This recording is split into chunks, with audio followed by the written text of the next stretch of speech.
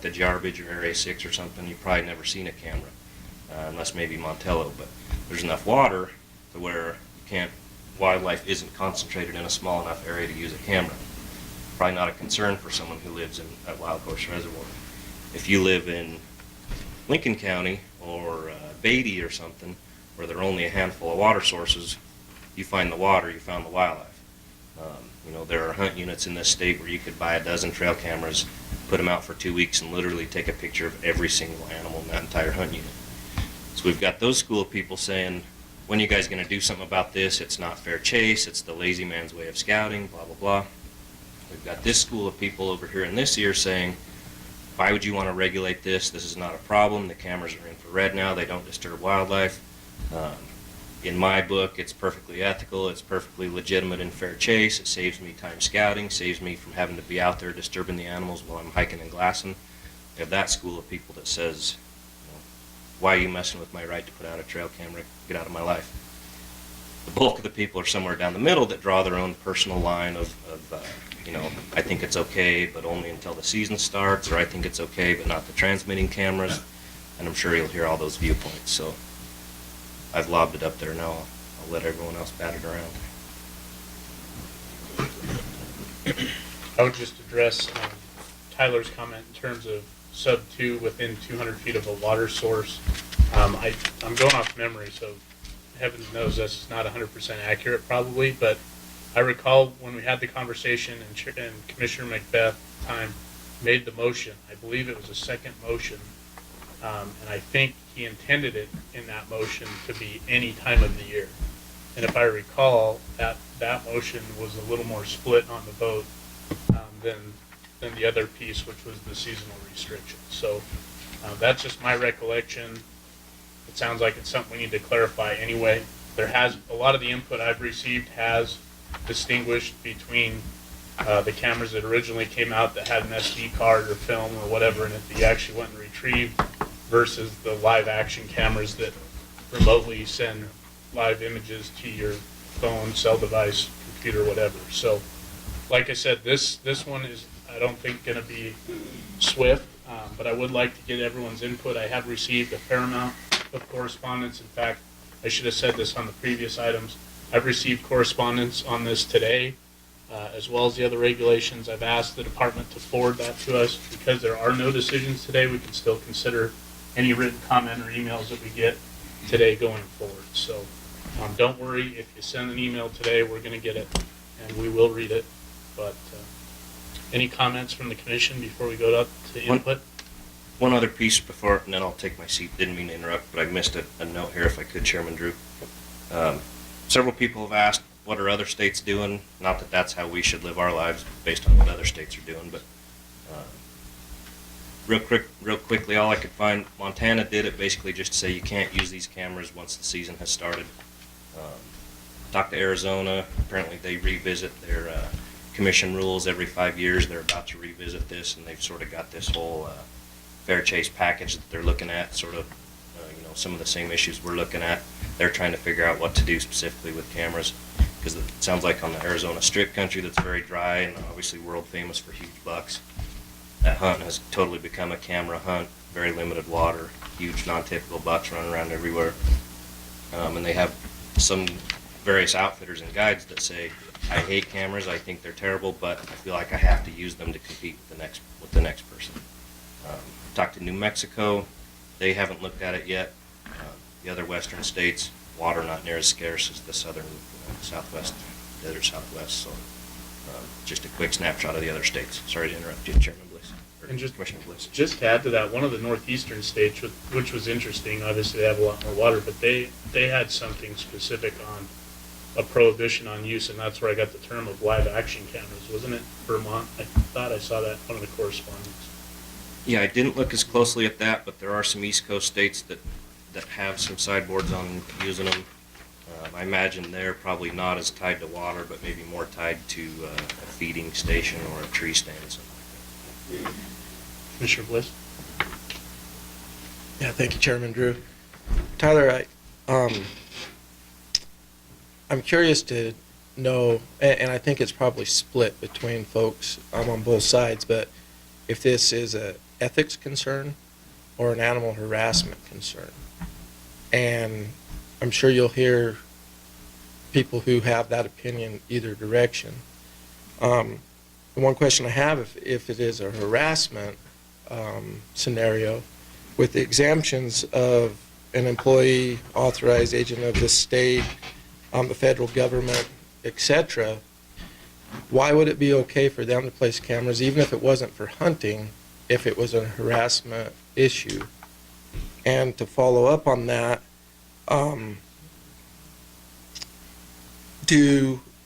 if this commission, this body passes a law that says you cannot have a camera from this date to this date, does the BLM supersede that law and say, no, we can do it to monitor horse use? We can do that. Do they have to follow this because it's pertaining to this wildlife and horses may not be wildlife? And then now you still have cameras out there that could be harassing. And I'm not saying this happens, but you may have employees of those agencies who are hunters who have this, and now, I mean, do they have to have someone else check the camera before they can look at it and only show them the horses, and they can't see anything else that watered there? Great point, Commissioner Bliss, and I've heard those same questions from the public, and totally agree. You know, what's good for the goose should be good for the gander as well. If it's related to hunting, we should be no more entitled to place a camera than any other sportsman or a BLM person.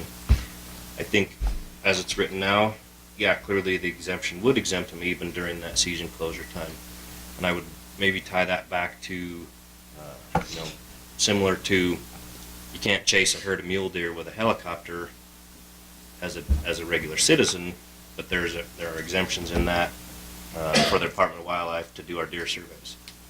And it would be a similar thing for this if the guzzler crew was needing to document use on a guzzler, or the BLM was looking to monitor horse use. So I think that's why the exemptions were put in there. Clearly, though, it does raise a concern if a BLM employee in Eureka or wherever is monitoring horses in a certain mountain range and has a deer tag for that unit. Clearly, that's a question that needs to be asked. Same thing with an NDOW employee or a county employee or whatever. So yeah, that's one of the public inputs I've heard quite a bit over the last week or two is if there are, why are there exemptions for governmental agencies if it's bad for wildlife? As to the ethics versus wildlife disturbance, I think those are both pieces of it. Clearly, the wildlife disturbance piece is decreasing a little bit on the technology of the cameras, since they're infrared now and don't actually have a flash going off. But that being said, I think some of the wildlife disturbance comes from people coming out to check their camera on a regular basis. You get 10 people that have their camera on a water source. They may only come out once a week to check them, or once every 2 weeks to check them, but multiplied times 10 people makes a lot of visits to the water source.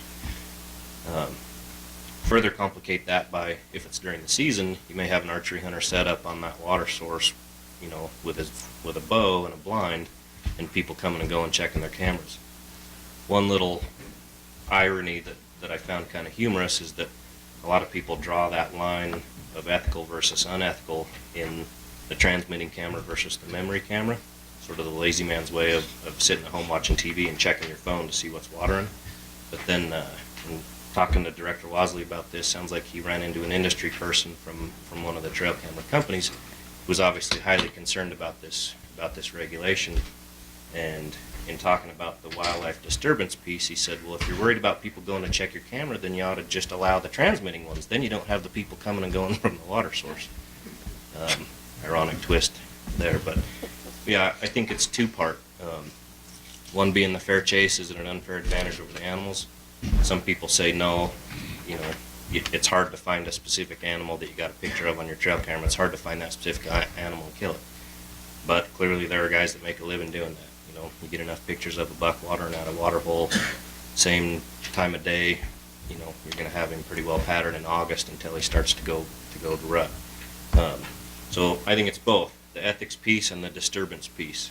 Again, it might depend on what part of the state you're in, how much water there is, and how many cameras are on the hole, and what time of year. The other, do you feel that with the way that this reg is written, that it will in any way reduce the amount of camera use that is in the field currently today? I do. Clearly, the burden of proof is a tough one. That's a big hurdle for us to ever go out and write a ticket. But I still, even after 18 years in this career that makes some people cynical, I still believe that the vast majority of our hunters are want to comply with the law, and so they'll pick up their cameras at the date, August 1st or whatever. Sure, there will be some people that leave them out there and use those defenses we talked about. No, it's not for hunting. I'm looking at coyotes, or I'm a horse enthusiast or something. There clearly will be those people that want to push that, and those are the ones that will have a hard time proving they're doing it wrong. But I still think that the vast majority of hunters will say, "Oh, this law is in place now. I may not agree with it, but it's August 1st, so I got to go get my camera." I think it would reduce some of the cameras out there. And I appreciate that, and I hate to disagree with you, but I'm going to. Just on for the hunting purpose, I mean, for one area, if an individual had a tag in area 22, and he's going to go hunt area 22, but he still, or she still, wants to go, and they can go to area 13 or area 11, and they can have cameras out all through the hunting season and still look at wildlife, and so I really, personally, you may reduce a little bit, but it ain't going to be enough to make a difference. And that's just my personal opinion. Sure, understood. And I think we talked about that a little bit the first time, because I think Montana had done something similar in terms of a prohibition during the hunting season. And if I remember right, Chief Bonamici at the time had talked with the chief in Montana, and the first year or two that they had it, there was an issue with cameras still being out. After that, they had a very high compliance rate and very reduced amount of cameras in the field. So I do recall that being out. I know I've hunted Montana a few times in places where it could be definitely advantageous, and I haven't seen one during the hunting season, but that's anecdotal and very small samples. Yeah, extremely hard to predict what our compliance rate would be. Additional comments? Commissioner Hubbs?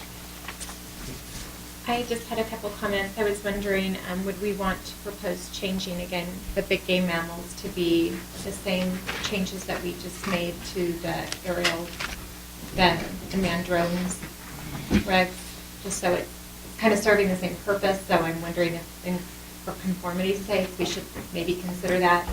And then also wondering if we could just simply add something that helps you shift your burden in the regulatory framework by saying something like, I mean, I'm not sure, you would know more than I would, but perhaps if that person has a hunting license, the burden shifts back over to the hunter to explain why they're doing what they're doing.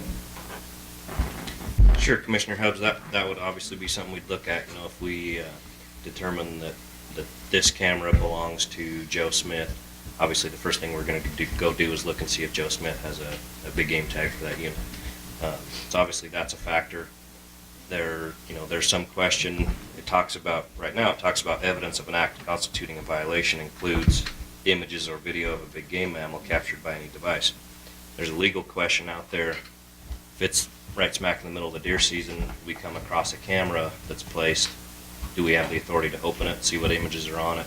Probably not without a search warrant. That's probably arguable since it was left out on public land. It's essentially a piece of public land at that point. But if a person gets home or has the camera in their truck driving out of the field, would we have the authority to open it up and look in it? Probably not without a search warrant or their consent. So there are some legal questions there that try to get to that burden of proof. But yeah, obviously if they have a tag for the unit, that certainly is a piece of the puzzle for us in making that burden of proof. It's not the whole burden, but it's a piece of it. Commissioner Bliss? Yeah, I got a couple. Oh, I got lots of things, but a couple more I'll bring up real quick.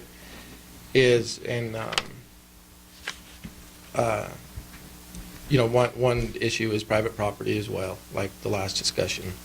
The other one I was wondering about, and it happens on public land, but what about someone who owns a water right on public land or a vested water right on public land, would they be allowed to have a camera to take pictures of what was actually utilizing their water?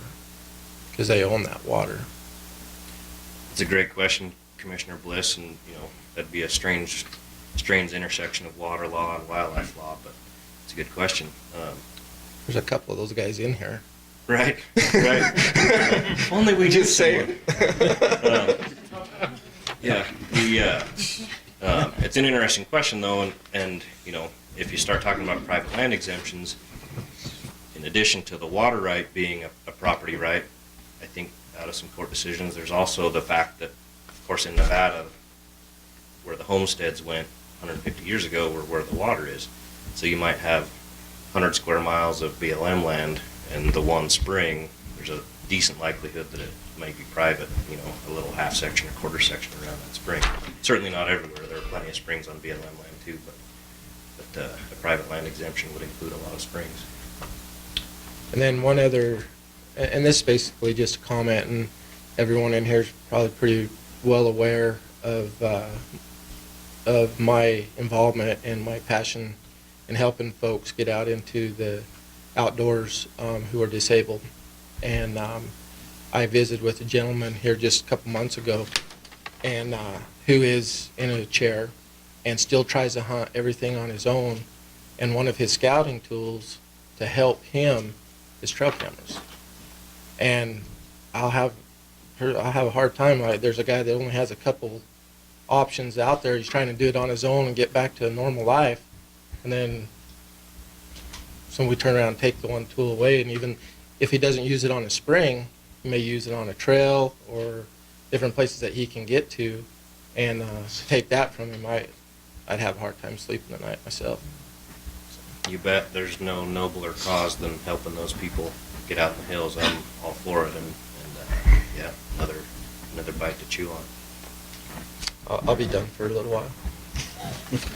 I liked how you put that qualifier on the Additional thoughts or comments? Commissioner Hudson? I did have one more question. I know we were moving into section 2, and you were saying that there is a different time frame that is to be considered in section 2 versus section 1. Is that correct? Yes, Commissioner Hose, I just raised the question, or I should say, members of the public raised the question with me, and I think it was a valid question. Section 2 is its own standalone section, not a part of section 1, which raises the question, the placing within 200 feet of a spring or water hole, do the sideboards from section 1 apply to section 2? In my opinion, and in Chairman Drew's recollection of Commissioner Macbeth's motion, that was to be its own standalone rule, independent of the sideboards in section 1. So basically, subsection 2 would prevent you from putting a camera within 200 feet of a water source year-round, regardless of its purpose. LCB wasn't necessarily on board with that concept. They felt the sideboards in subsection 1 do apply to section 2, but I'm not sure that was Commissioner Macbeth's intent, and I'm not sure that's how I read it, being its own standalone section. I can see why they may have suggested that, and perhaps just an easy way to change that is to add year-round to section 2, so we know we're talking about different time frames. Certainly needs some clarification one way or the other, whether it does fit into one or it doesn't fit into one. That could be clearer, no doubt.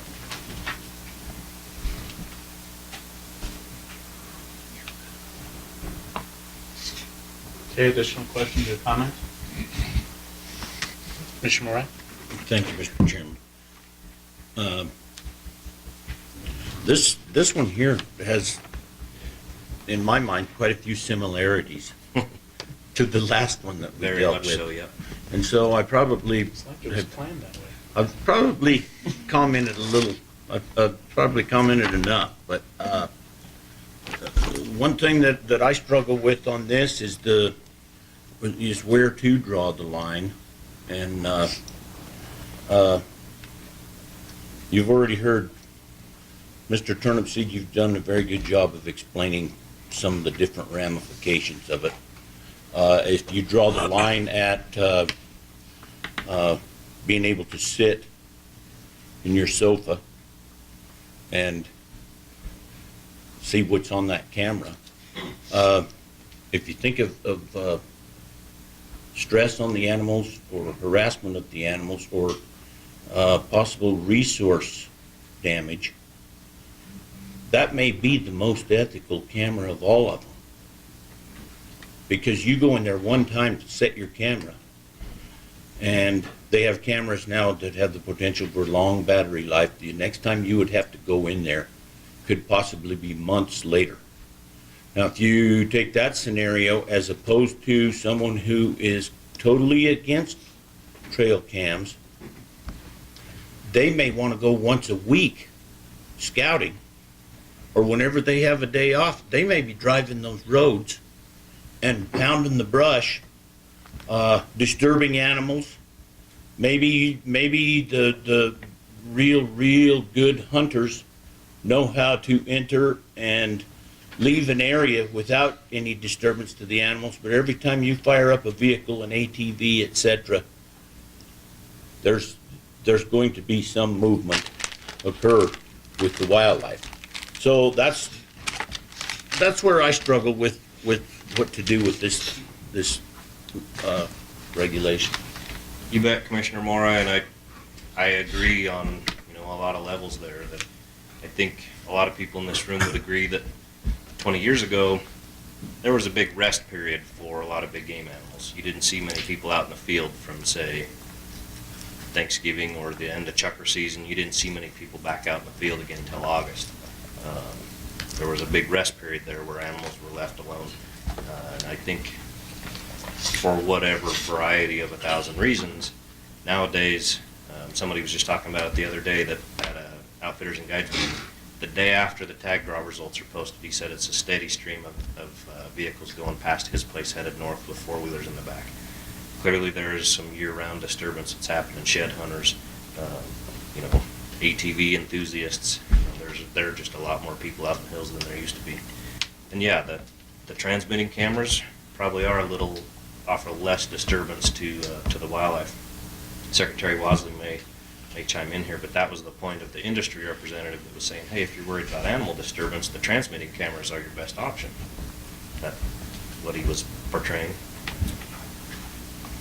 Yeah, essentially, and I guess there's two thoughts as I hear the conversation. I think it's been a really good conversation and a lot of really good points are being brought up. And at the end of the day, I don't know what the solution is, but I think there's two really unique aspects to Nevada that elevate this as an issue here. And first and foremost is we're the driest state in the union. When we look at our populations, we look at their dependence on water. I mean, for crying out loud, we built over 1,700 artificial water developments just to meet the needs of the water. And even with those 1,700 water developments out there, we have 1/5 the number of deer that Wyoming and Idaho have. We have 1/3 the number of deer that Utah has. We have 1/10 the elk that Colorado has. So we're the driest state in the union. The second issue that makes Nevada unique is we're 85% federally administered. So those two aspects combined, to me, elevate the need to address this in some way, shape, or form. And again, I don't know what the solution looks like, but it's uniquely Nevadan, and I think that there's got to be a uniquely Nevadan response and solution to it. It's vastly different than the use of trail cams selectively on private lands through the Midwest. So yeah, the point was made that the camera that sends you an email creates less impact. I don't know what all the real challenges are out there, but some of the complaints that we hear that we have 4 and 5 different individuals with cameras on the same water. They're sabotaging one another cameras. They're coming and going, so they do present a physical disturbance to the animals, physical disturbance to potentially to the habitat that's there.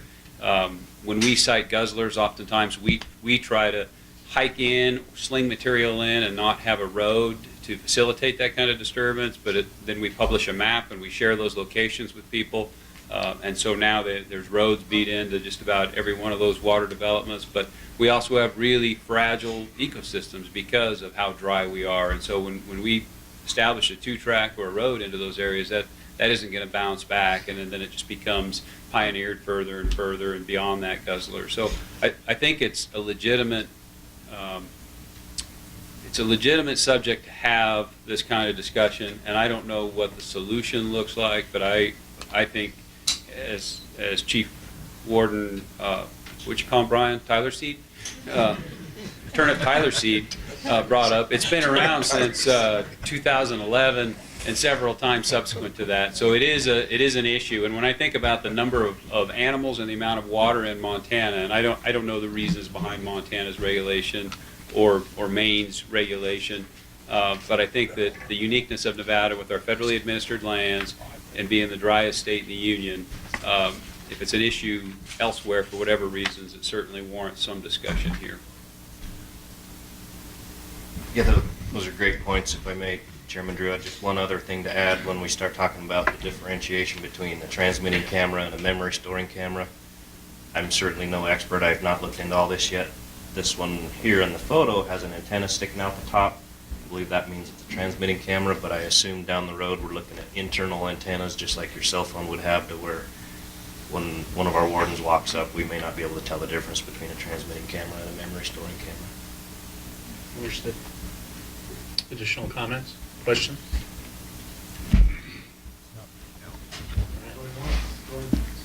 Thank you, Chief Turnipseed. With that, we'll open up item 20E to County Advisory Board input. County Advisory Board. Thank you, Mr. Chairman, members of the commission. My name is Mike Turnipseed, and you can't call me anything that I haven't heard before. I was on RCAB in 2010. In fact, I was chairman in 2010, and I believe that was when we first brought this issue up. And I was certainly on the cab in 2013. At the time, we had a guide on our cab, and he had a picture that he got off the internet and had a nice big 6-point bull at a water hole, and he was advertising that he would show anybody that paid $5,000 that to where this bull was, or at least where the water hole was. I think anybody in this room would consider that wrong. Now, where you go with all these other issues on the private land or the private water or the disturbance, that's up to you guys. Any questions? Okay, so thank you. Mr. Dixon? For the record, Paul Dixon, Clark Cab. One comment and then one question to you guys. The comment being is that trail cameras in this state, if you go to southern Nevada, at least Clark County, the majority of the trail cameras that are put out are not put out by hunters. They're put out by private citizens.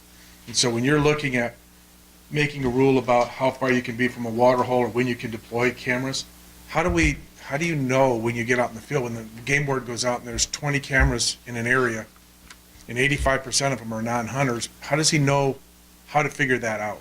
And how much resources are we going to put to having a game warden stake out a watering hole or these camera areas to interview everybody who comes to find out if they have a hunting license and whether they're legal or not? If they don't have a hunting license, but they're there, they could be legal, and it could be my neighbor doing that, and he could be feeding me his SIM card at night when he pulls it out, and I could be downloading it to my machine, and I could be using it for my own nefarious reasons. I find it very hard to regulate this one. I think it's an ethics issue, and I think it's something we need to deal with, but I'm not sure with the amount of public that use these things, just like drones, how you're going to regulate it. And I'll take it one step further. We've had trap visitation be a huge issue in discussion for many years in this